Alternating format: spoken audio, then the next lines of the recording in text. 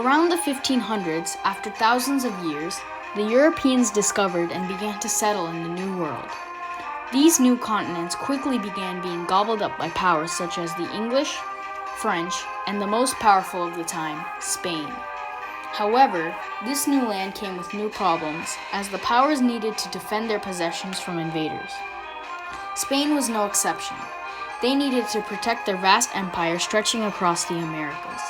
As a result, they began building forts. One of the most successful and prominent forts, used for centuries in the protection of Florida, is the Castillo De San Marcos. The Fort Castillo De San Marcos, located in St. Augustine, Florida, is the most important colonial fort in Florida due to its continuous usage across many different periods of time and its impenetrable walls that protected thousands of Spaniards, Brits, Confederates, and prisoners of war. How it built up such a reputation is a story that dates to very long ago. Its existence came in about late May of 1668, after a pirate attack on the settlement of St. Augustine, which itself had been founded in 1565. In the ensuing raid, the pirates ransacked the town, killing people and stealing goods. After this catastrophe, coupled with the fact that 9 other weak forts had been destroyed, the Spaniards living there realized they needed defense. So, after a letter from the Governor Guerra to the Viceroy of New Spain in July of the same year urging the need for a fort, it was set to be built.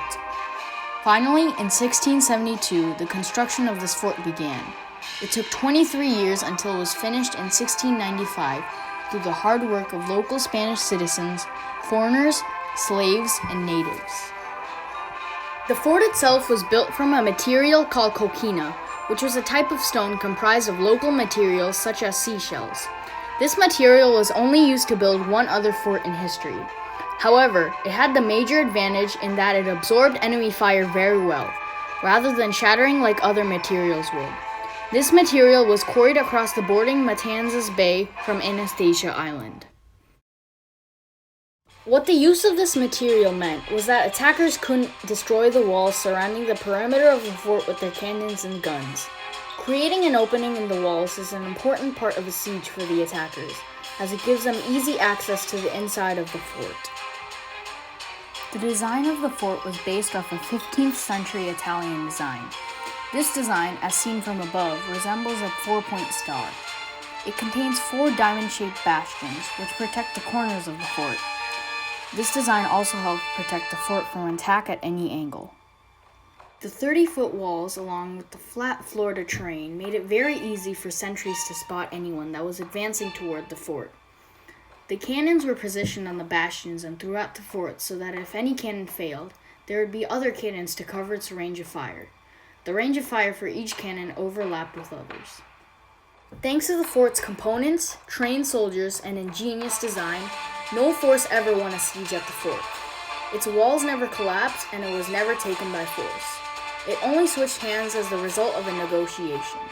In November of the year 1702, the British began a siege on the fortress. After 2 months, the Spanish prevailed, and the British lifted the siege. Unfortunately, as they left, they burned down much of St. Augustine. Later, in 1740, the British attacked once again. This time, the siege only lasted 27 days. The British attempted to starve the fort's inhabitants into submission, but ran out of supplies themselves, and were forced to leave once again. Eventually, at the end of the 7 Years' War, the Treaty of Paris was signed in 1763, conceding the fort and the rest of Florida to the English in return for other lands. Under the English, the fort was renamed to St. Mark.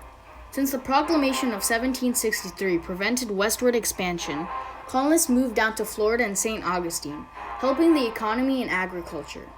During the American Revolution, the weary British upgraded the fort and it became a home for fleeing loyalists. At this point, it was also used as a prison for the American rebels. When the Treaty of Paris of 1783 was signed, ending the revolution, it conceded Florida from Great Britain back to the Spanish. The Spanish restored the original name Castillo De San Marcos. However, less than 4 decades later, Spain sold Florida to the United States per a treaty signed in 1819 and which became effective in 1821. The fort was then renamed to Fort Marion. The fort was used by the Confederates in the American Civil War during 1860 and was used as a prison during the Spanish-American War in 1898.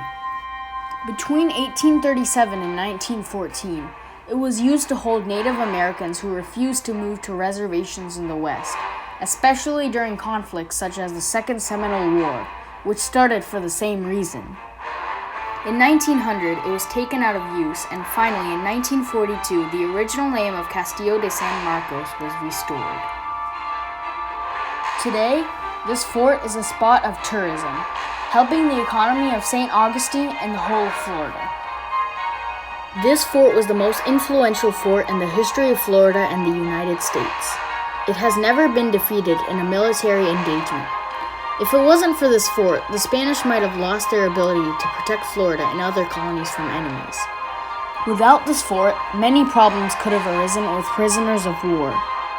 This fort helped build the economy and define Florida as the state it is today. If all those years ago the Spanish hadn't built this fort, they might have lost many lands, completely changing the political landscape of that time, and as a result, our own. On the humanitarian level, this fort has provided protection and aid to thousands of people across centuries. It has saved many lives. Without this fort, we might not even have Florida, or the world we adore today. Throughout its existence, this fort has provided protection and defense in times when it was needed most. The Fort Castillo De San Marcos fits the theme of triumph and tragedy because it shows how through so much suffering across centuries, the fort has always remained strong. Through all the bloody sieges, atrocities, and conflicts the fort has faced, it has always won. Not once has a military force won a siege at this fort. This fort had always been triumphant. Even through the fort's tragedies, such as its military deaths or the destruction in the surrounding city of St. Augustine, it has always remained victorious through every battle and siege. It has always been a safe haven for the people and soldiers of St. Augustine, and even under many different flags, it has always accomplished this task.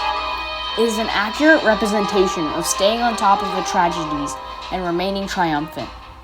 Castillo de San Marcos in St. Augustine is the fort that never fell.